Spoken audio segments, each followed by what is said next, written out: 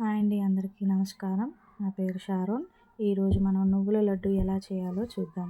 ముందుగా కావలసిన పదార్థాలు: నువ్వులు, బెల్లం, నెయ్యి, యాలకులు.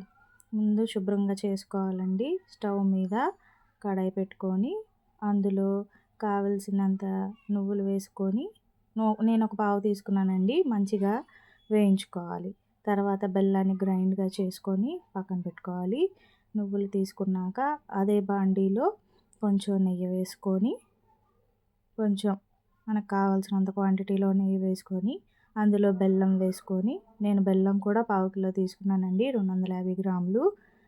మంచిగా వేయించుకోవాలి. మంచిగా వేయించాక మనం అందులో కొంచెం నీరు పోసుకుంటూ, ఇంకొంచెం నెయ్యి వేసుకుంటూ దగ్గర పడేంత వరకు కొంచెం కలుపుకుంటూ ఉండాలండి.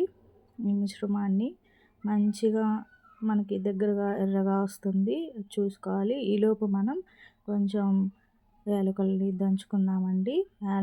దంచుకున్న యాలకులను బెల్లంలో వేసుకోవాలి.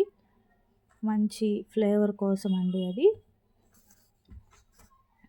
బెల్లంలో వేసుకొని మంచిగా మిక్స్ చేస్తూ ఉండాలండి.